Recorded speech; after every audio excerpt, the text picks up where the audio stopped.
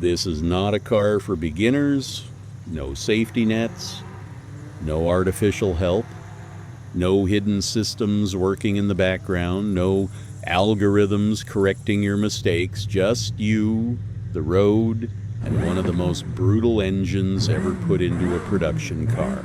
This is the Dodge Viper, a machine that doesn't forgive, a machine that doesn't adapt, a machine that demands respect from the very first second. Minimal electronics, no driver aids. In early versions, there wasn't even ABS, no traction control, no stability systems, no backup plan, just a manual gearbox, a heavy clutch, and your own skill. Every input is direct, every mistake is immediate. There's no delay between action and consequence. Inside, the cabin reflects that philosophy, raw, simple, driver-focused. No oversized displays, no unnecessary controls, analog gauges, physical switches. Everything is positioned for one purpose: to drive. No distractions, no filters. You don't sit in the Viper. You operate it. But the real story starts under the hood. Because this car isn't about comfort, it's about force. A massive V10 engine. And here's the part that makes it even more unusual. This engine didn't start as a supercar engine. It was originally based on a truck platform, a heavy-duty concept, built for durability, not elegance. Then engineers from Lamborghini stepped in and refined it without removing its brutality. They didn't make it soft, they made it precise. The result was something unique, an 8-liter V10 in early generations, later expanded to 8.4 liters, naturally aspirated, no turbos, no superchargers, no artificial boost, just displacement, just airflow, just combustion. 645 horsepower, 813 newton meters of torque, and more importantly, instant response. No lag, no delay. At the time, this was one of the highest torque outputs ever achieved by a naturally aspirated production car. And unlike modern engines, this one didn't try to smooth anything out.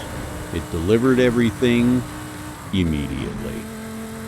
Inside this engine, everything is built for strength and violence.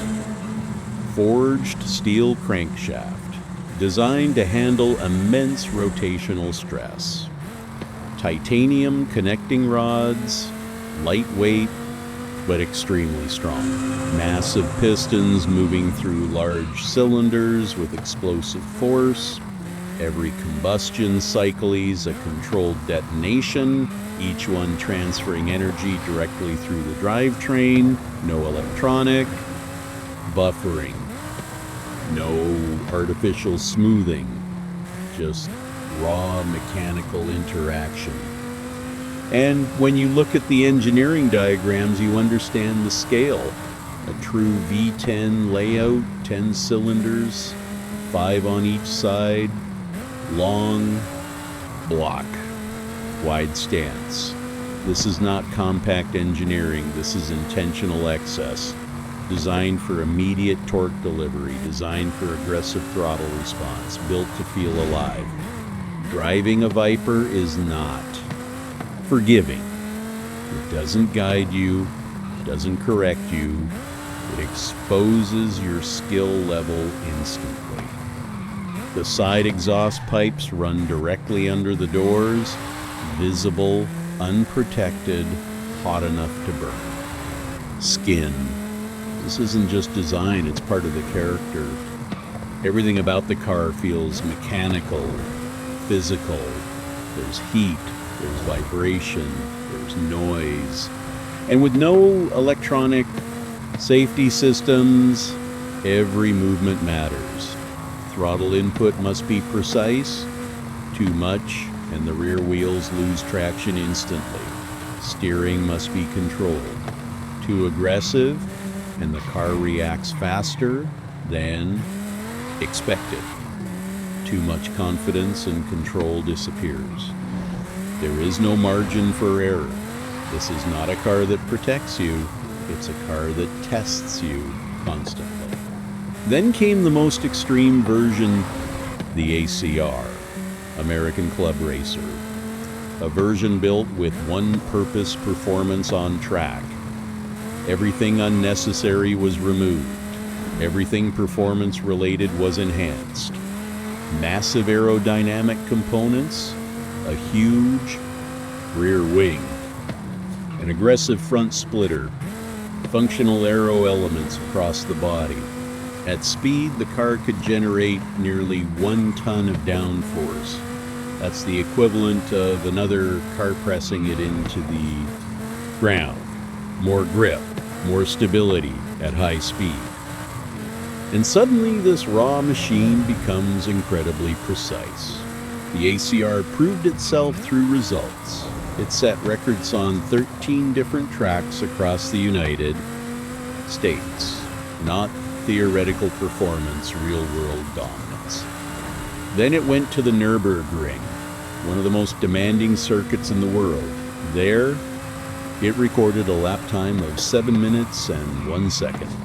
No dual clutch transmission, no hybrid assistance, no electronic driving aids, just a manual gearbox and complete control in the hands of the driver. That's what made it exceptional. Not just speed, but the way that speed was achieved. But in 2017, it all came to an end.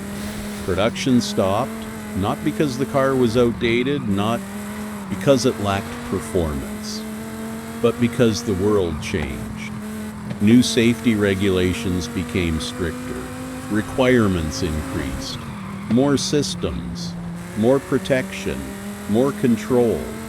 And a car like this, raw, unforgiving, unpredictable, no longer fit into that framework. It didn't align with the direction modern automotive engineering is taking. Today's cars are safer, more stable, more assisted. The Viper was none of that. It didn't evolve to become easier. And because of that, it couldn't continue. The Viper wasn't discontinued because it was weak. It was discontinued because it refused to compromise. Because it stayed true to what it was. Too real, too dangerous, too honest. A machine that demanded respect and punished mistakes without hesitation.